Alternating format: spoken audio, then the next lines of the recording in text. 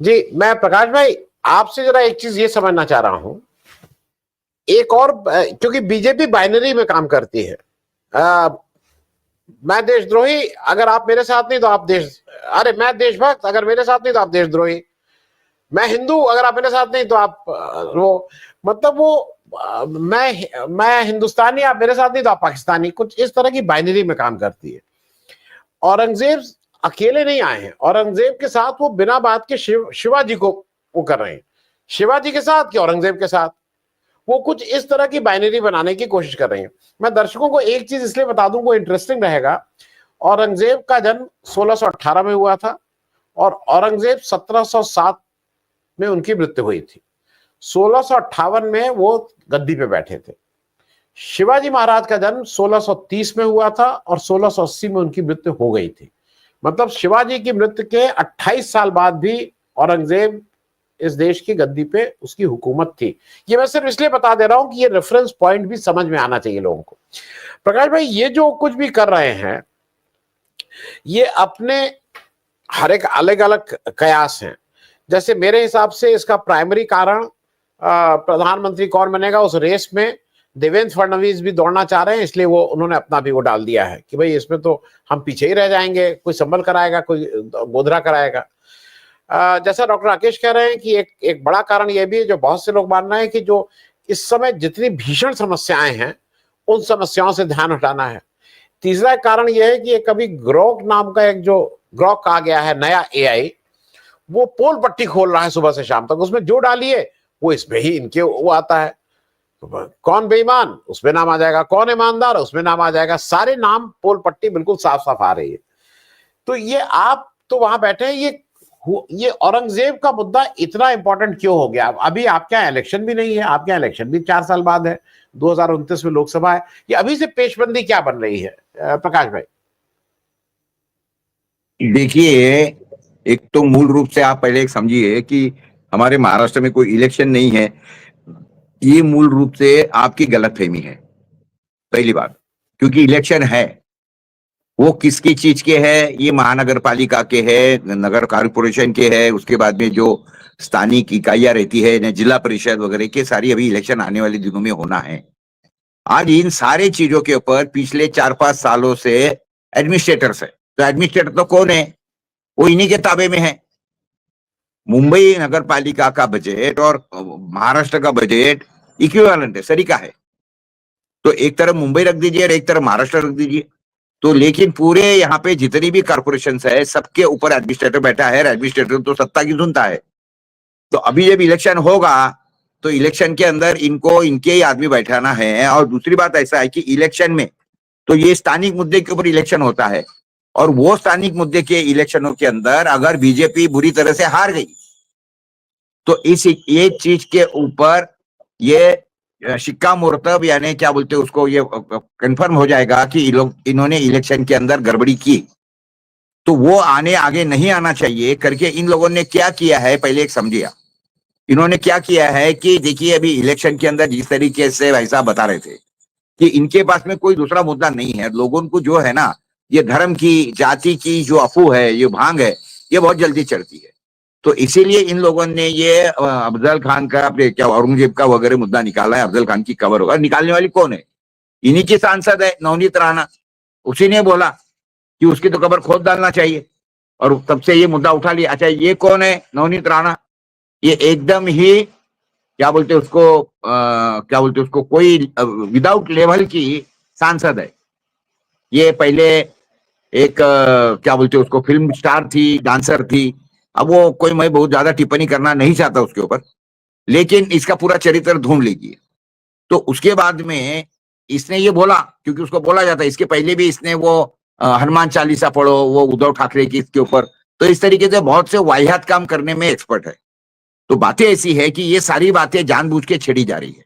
औरंगजेब का जो मुद्दा था वो अबू आजमी का, अरे भैया, कोरटकर ने जो बोला है ना, मैं आपको वो मराठी में भेजूंगा, आपको ध्यान में आ जाएगा।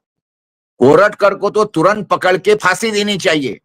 और ये कोरटकर कौन है? ये एक पत्रकार है, सामान्य पत्रकार, और वो फैंटम गाड़ी में, यानी रोल्स राइस में घूमता है। रोल्स राइस में, क्या इमेजिन कर सकते हो? और उसके बाद में जब देवेंद्र फडणवीस और ये बावनकुळे मंत्री बने तो देवेंद्र फडणवीस को इसने बाहों में पकड़ के ऐसा उठाया जोर से, और वाह वाह वाह वाह बहुत खुश। उसी तरीके से उसने बावनकुळे को भी उठाया, और यानी इतनी इनकी गहरी दोस्ती है। और कोरटकर ने जिस तरीके से शिवाजी महाराज के ऊपर, संभाजी महाराज के ऊपर बेहुदा टिप्पणी की है, और एक कोई सालाटर या सोलकर कह के कोई सोलापुरकर करके है, उसने भी बहुत ज्यादा वाहियातगिरी करी है। उसने बोला है कि शिवाजी महाराज तो जो आगरा के जेल में थे, वो कैद खाने में थे, उस समय पे वहां पे उन्होंने रिश्वत दे के बाहर आए, रिश्वत दे के। तो इस तरीके से, और उसका पूरा वायरल है वो। उसके बाद में उसने माफी मांगी। उसके बाद में इन्होंने और नया काम किया। तो ये जो छावा नाम का चित्रपट है जो संभाजी महाराज के ऊपर बना है, वो छावा चित्रपट के अंदर उन्होंने बता दिया कि संभाजी महाराज की जो हिमालय के जैसी हाइट थी, वो हिमालय के जैसी हाइट 10 फुट की करवा दी इन्होंने। शिवाजी संभाजी महाराज यानी कुछ नहीं, इनको कुछ नहीं, बस लड़ाई लड़ाई युद्ध युद्ध युद्ध ही करते थे। बाकी संभाजी महाराज की कोई, अरे भैया संभाजी महाराज ने 14 साल के थे तब तक के 5-6 ग्रंथ लिख डाले थे। दुनिया की 6, 7, 8, 10 भाषाएं उनको आती थी, अंग्रेजी से लेके तो पुर्तगाल से लेके तो क्या बोलते उसको, अपने क्या बोलते इसको, पांडुलिपि से सारी। और ऐसा पराक्रमी राजा, इसको इन्होंने पकड़वा दिया। उसका वो पिक्चर के अंदर ये किसके ऊपर डाला, तो संभाजी महाराज का जो साला था शिर्के, उसके ऊपर डाला कि शिर्के ने इसको पकड़वा दिया। जब शिर्के के जो भी अभी एंसेस्टर्स है, उन्होंने जाके जब प्रेस कॉन्फ्रेंस लिया और इसको कोर्ट में खींचने की धमकी दिया, वो जो भी उसका डायरेक्टर है या प्रोड्यूसर है, तो उठे करके, तो वो उसने हाथ जोड़ के माफी मांग ली कि I am sorry, I am sorry. भाई तुमने माफी मांग ली है तो वो सीन हटाओ उसमें से। और इन्होंने उसके अंदर क्या बताया कि छत्रपति संभाजी महाराज को मुसलमानों ने पकड़ा, यानी संभाजी औरंगजेब ने पकड़ा और 40 दिन तक के हाल की। इसके कई यानी ये पुरावे, यानी क्या बोलते हैं इसको, ये अवेलेबल है कि इनको किस तरीके से ये पेशवों ने यानी ब्राह्मणों ने पकड़वा दिया, और किस तरीके से इसका इल्जाम जो है इसके ऊपर डाला, किस तरीके से इन्होंने संभाजी महाराज की जो सौतेली माँ थी, यानी राजाराम महाराज की जो माँ थी, उसको किस तरीके से भड़काया और बोले कि नहीं राजाराम महाराज को अपन गद्दी पर बैठेंगे, अभी संभाजी बैठ रहा है। तो वो तो संभाजी महाराज तो समझदार थे। उसके बाद में येसुबाई, सॉरी सोयराबाई जो थी वो भी समझदार थी। लेकिन ये सारी चीजें विस्तार से बताई, और जब संभाजी महाराज की बात ध्यान में आ जाती है कि इन्होंने किस तरीके से शिवाजी महाराज को विष प्रयोग करके, पॉइजनिंग करके मार डाला, इन्होंने किस तरीके से ये सोयराबाई को गलत राह दिया, और किस तरीके से औरंगजेब के पास में, औरंगजेब के लड़की के पास में इन्होंने लेटर भेजा था कि आप इसको पकड़िए, हम आपको इसको पकड़वा देते हैं। तो औरंगजेब के लड़के ने बताया कि तुम्हारे खेमे के अंदर ये इतने बदमाश लोग पड़े हैं। तो जब वो लेटर इनके हाथ में मिला संभाजी महाराज के, तो संभाजी महाराज ने जितने भी ये सारे इनके मंत्री थे, पेशवा जिसको बोलते हैं, वो पेशवों को 6 पेशवों को उठा के हाथी के पांव के तले कुचल दिया। अब उसका बदल लेने के लिए, क्योंकि ये कहते थे कि ब्राह्मण जो है वो उसने कितना भी पाप किया तो भी उसको मार नहीं सकते, और ब्रह्म हत्या जो है, ब्राह्मण की हत्या जो है, ये घोर पाप है, घोर पाप। तो तुमने घोर पाप किया है, 6 ब्राह्मणों को मारा है। भास्कर कुलकर्णी जो अफजल खान का वकील था, एडवोकेट था, उसको तुमने मारा है। उसका बदला इन्होंने लेने के लिए ताक पे बैठे थे। शिवाजी महाराज को इन्होंने जहर दे के मरवाया, संभाजी महाराज को इन्होंने गलती से पकड़वा दिया, और बातें क्या है ये छुपाने की कोशिश करते। इसके ऊपर मैंने एक बहुत अच्छा, अभी वो छावा पिक्चर के ऊपर मैंने एक बहुत अच्छा एपिसोड लिखा कि छावा पिक्चर जो है वो एक सिर्फ गल्ला भरू, यानी सिर्फ बॉक्स ऑफिस कलेक्शन करने वाला और लोगों को गुमराह करने वाला पिक्चर है। आनंद जी, मुझे इतना भयंकर ट्रोल हुआ है उसके ऊपर, मैं आपको बोल नहीं सकता हूं। मैं आपको उसके हमारा दोस्त यहाँ पे विवेक हाजिर है, विवेक को भेजूंगा, क्योंकि उन लोगों ने मराठी के अंदर मुझे माँ बहन की गालियां दी है। मैंने कंप्लेंट तो की है पुलिस में उसकी, लेकिन मैं बताता हूँ कि इनकी हिम्मत इतनी बढ़ गई है। इनको मालूम है कोरटकर का अगर कुछ नहीं हो सकता है। कोरटकर ने तो इंद्रजीत सावंत करके जो हमारे बहुत प्रसिद्ध इतिहासकार है, उनको इतनी गालियां गलौज दिया कि जिसकी कोई हद नहीं थी। और आज परिस्थिति ऐसी हो गई है कि इन लोगों का जो है ये जानबूझ के करते हैं। देखिए एक बात ध्यान में रखिए, when there is action there will be a reaction. या आप समझिए कि अगर आपने इधर क्रिया किया तो उधर प्रतिक्रिया आएंगी। ये जानबूझकर ये शादी कहने का मतलब ये कुरापत निकालने की कोशिश करते हैं। ये अभी आदमी का नाम से वो औरंगजेब का करेंगे, नीतीश राणे को बोलने लगाएंगे। अरे इन्होंने सबसे पहला जो बड़ा पाप किया वो तो आप भूल गए। इन्होंने शिवाजी महाराज का जो पुतला था वो छिन्न विच्छिन्न करवा दिया, गिरवा दिया, तुड़वा दिया। इनको ये लगता था कि शिवाजी महाराज का अगर पुतला टूट गया, इतना 6 टुकड़े हो गए शिवाजी महाराज के पुतले के। देखिए हमारे महाराष्ट्र के अंदर अंबेडकर के पुतले की अगर एक उंगली टूटती है ना, एक उंगली, तो महाराष्ट्र में दंगा हो जाता। इनको ऐसा लगा कि अगर पुतला ही तोड़ दिया हमने तो दंगा क्या, पूरी इनकी इच्छा थी दंगा हो। लेकिन हमारे जो शिव प्रेमी हैं वो समझदार लोग हैं, उन्होंने इस तरीके से कोई रिएक्शन नहीं किया, तो ये बड़े मायूस हो गए। अभी इन्होंने इसीलिए ये सारा का सारा छावा पिक्चर निकाला। उसके बाद में ये अभी नई बातें निकाल रहे, औरंगजेब की समाधि ये कर दो। अरे भैया, औरंगजेब की समाधि, अफजल खान की समाधि बनाई किसने? यह शिवाजी महाराज ने अफजल खान की समाधि खुद बनवाई। शिवाजी महाराज की जो माँ थी, उन्होंने बोला कि जो आदमी मर गया, वो मरने के बाद में उसके साथ का जो हमारी दुश्मनी थी वो खत्म हो गई है, कुछ नहीं, उसकी तुम समाधि बनवा दो, कब्र बनवा दो, और उसके कब्र के इंतजाम के लिए वो कुछ क्या बोलते हैं उसको, फंड की व्यवस्था करवा दो। वो करवा दिया, अभी तक के चल रही है। उसी तरीके से औरंगजेब की जो समाधि है, जिसका जिक्र अभी हमारे भाई साहब ने किया है, राकेश भाई साहब ने, बड़ा अच्छा उन्होंने इतिहास का बताया कि शाहू महाराज इतने साल औरंगजेब के कैद में थे, लेकिन औरंगजेब मरने के बाद में जब उसको रिहा किया गया, शाहू महाराज सबसे पहले औरंगजेब के कब्र पे गए, उन्होंने उनका होमेज दिया, उनको श्रद्धांजलि अर्पित किया। अरे जो शिवाजी महाराज, संभाजी महाराज, शाहू महाराज, ये खुद मुगलों की इज्जत करते थे, क्योंकि ठीक है उनकी सत्ता, उनका जो ये था उस समय पे झगड़ा, ये हिंदू मुसलमान विषय पे नहीं था, तो ये सत्ता की लड़ाई थी और ये लूट मार की लड़ाई थी। एक बात पहले समझिए। अरे औरंगजेब के इसके अंदर तो लाखों लोग हिंदू भरे थे, मुगल सॉरी क्या बोलते हमारे मेवाड़ के राजपूत थे। शिवाजी महाराज के इसके अंदर हजारों लोग मुस्लिम और पठान लोग थे। तो कोई जातीयवाद की लड़ाई थोड़ी थी। शिवाजी महाराज ने तो खुद मुस्लिम उनके जो सरदार थे उनके लिए ईदगाह बनवा दिया, कई जगह पे बनवा दिया। तो ये जो जबरदस्ती लोगों के दिल में ये करते हैं, और क्या बोलते हैं, गो ब्राह्मण प्रतिपालक, गो ब्राह्मण प्रतिपालक छत्रपति, यानी गो ब्राह्मण, गाय और यानी ये जबरदस्ती। शिवाजी महाराज ने ऐसा कोई बोला नहीं था, कभी कोई ये नहीं किया था।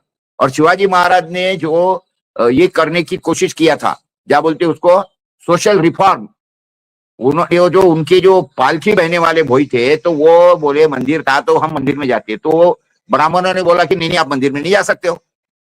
तो वो शिवाजी महाराज ने बोले क्यों नहीं बनाया, नहीं बोले ये अछूत है, बोले इनका बनाया हुआ मंदिर आपको चलता है और ये लोग प्रवेश नहीं कर सकते, गलत है, जाओ आप, भेजा। तो इस तरीके से शिवाजी महाराज बड़े ये थे। संभाजी महाराज एकदम क्या बोलते उसको, सोशल रिफॉर्मर थे। तो ये बातें ब्राह्मणों को पसंद नहीं आती थी, और ब्राह्मणों ने जिस तरीके से उनकी सत्ता जाने के बाद में ये मुगलों, अरे ये मुगलों के साथ में मिले हुए थे। मुगलों के दरबार में बीरबल था, उसके बाद में तानसेन था, ये कौन थे, सारे ब्राह्मण थे। ये अभी सावरकर की बातें करते हैं, अभी क्या मेरा मुंह खुलवाते हो आप आनंद जी। ये सावरकर का, जिसका कोई योगदान नहीं है स्वतंत्र संग्राम में, और उसके बारे में उसको लार्जर देन लाइफ उसकी इमेज बनाने की कोशिश करते हैं। तो ये क्या है सारा का सारा। मैं जातिवाद करने वाला आदमी नहीं हूँ, लेकिन अभी ये बोलने में मुझे मजबूर कर रहे हैं। ये जो जानबूझकर कर रहे हैं ना, इनके पीछे का मकसद एक ही है कि भारत के अंदर, हिंदुस्तान के अंदर दंगे भड़काओ, और दंगा अगर करवाना है तो ये हिंदू मुसलमान का दंगा करवाना। देखो मुसलमान भी गर्म दिमाग के है, हिंदू भी हमारे बेवकूफ है, आएगा धन में। इसको बोल दिया हिंदू खतरे में, तो लगा हाथ में लठ लेके, वो देखेगा नहीं मेरे पेट में रोटी है कि नहीं। मुस्लिम भी वैसी है, कम पढ़े लिखे है बेचारे, तो ये बड़ा आसान है इनको अपनी रोटियां सेकना। तो इस तरीके से सारी बातें चल रही है, जो कुछ देश की हालत खराब हो गई है। देखिए फार्मर्स की सुसाइड एकदम बढ़ गई है। इन्होंने पुलिस को सख्त आदेश दिए हैं, सुनिए ये बहुत सीरियस है। पुलिस को सख्त आदेश दिए कि फार्मर की अगर सुसाइड होती है तो don't write register as a suicide, write as a accidental death. Can you imagine, accidental death. अरे जो आदमी लटक गया है फंदे से, जो आदमी ने जहर खा लिया मर गया है, जो आदमी पानी में कूद के मर गया है, सुसाइड नोट लिख के मर गया है, और आप लिख रहे हो एक्सीडेंटल डेथ है। और ये बाहर कुछ आने नहीं दे रहे हैं। और उसके बाद में आज के घड़ी के अंदर 94 लाख करोड़, 94 करोड़ रुपया, 94 लाख करोड़ रुपया इसमें डूब गया अपने क्या बोलते शेयर मार्केट में। सोना 90,000 पे पहुंच गया, डॉलर 90,000 में पहुंच गया। अब ये सारी चीजों के ऊपर से ध्यान हटाएंगे कैसे, लोगों को बताएंगे क्या? तो ये बताने के लिए ये बहुत अच्छा है, दिल बहलाने के लिए गालिब ख्याल अच्छा है। उस तरीके से ये लोगों को झगड़ा लगाने के लिए हिंदू मुसलमान औरंगजेब वगैरह, ये बहुत अच्छा है। तुमको कार्रवाई करनी है तो जो नवनीत राणा को पहले पकड़ो, वो नीतीश राणे का जो नारायण राणे का जो लड़का है नीतीश राणे, उसको पहले जेल में डालो, नालायक को, जो अनशन बकवास करते रहता है। तो ये महाराष्ट्र की जो बातें हैं आनंद जी, हमारा महाराष्ट्र भी बिहार हो चुका है, जिसका जिक्र विवेक बड़े दुख के साथ में कर रहा था, राकेश भाई साहब ने बड़ा उसके अंदर डाला। तो ये सारी बातें मैं आपको कुछ बताऊंगा। अरे शिवाजी महाराज का पेशवा का राज्य आने के बाद में शिवाजी महाराज की जो समाधि थी, जो उनका क्या बोलेंगे उसका जो ये था समाधि, तो वो समाधि को 250 साल के बाद में 250 साल तक के इन्होंने छुपा के दबा के रखा, और महात्मा फुले आने के बाद में उन्होंने वो ढूंढ के निकाला। और जैसे महात्मा फुले ने ढूंढे तो महात्मा फुले को इन्होंने क्या बोलते हैं उसको, लात मारी, हकाल दिया। तो जाके महात्मा फुले ने जाके उनके ऊपर कुल्हाड़ी निकाली और शिवाजी महाराज की जो समाधि थी उसको बड़े से ये किया, शिव जयंती मचाना चालू कर दी। फिर शिव जयंती के कारण शिवाजी महाराज वापिस ना आना चाहिए इन्होंने करके तब से गणपति बैठाना चालू करवा दिया, 11 दिन का गणपति। खुद कोई ब्राह्मण कभी गणपति बैठा नहीं, कोई ब्राह्मण कभी बाप का 13 दिन के बाद में ये करता नहीं है, लेकिन ये बहुजनों को बताते हैं कि नहीं आपको गणपति बैठाना चाहिए, आपको देवी बैठाना चाहिए, आपको 13वीं करना चाहिए, आपको बाप को आपकी हर साल में ये करना चाहिए। तो कहने का मतलब कुछ भी करके बहुजनों को इन सारी चीजों में लटका के रखो। मेरा कोई कतई उद्देश्य नहीं। देखिए मेरे कई सारे मित्र है, विवेक मेरा बहुत अच्छा दोस्त है, महाराष्ट्र के सैकड़ों ब्राह्मण मेरे दोस्त है, मैं कोई जातिवादी नहीं हूँ, मैं मानता भी नहीं हूँ, लेकिन जो बातें हो रही है वो जानबूझकर करने वाले जो लोग हैं वो दुख से कहना पड़ता है कि पर्टिकुलरली यही लोग कर रहे हैं और आरएसएस के यही लोग कर रहे हैं। आपको ये मैं जानबूझकर बताना चाहता हूं, और इनके हाथ में दूसरा कुछ नहीं है। देश की जो दुर्दशा हुई है वो छुपाने के लिए बस यही इनको करना पड़ेगा। और अगर जाके ये सारी स्वराज्य संस्था की अगर इलेक्शन शून्य है तो इसके सिवा इनके पास में कोई चारा नहीं है। जी आनंद जी।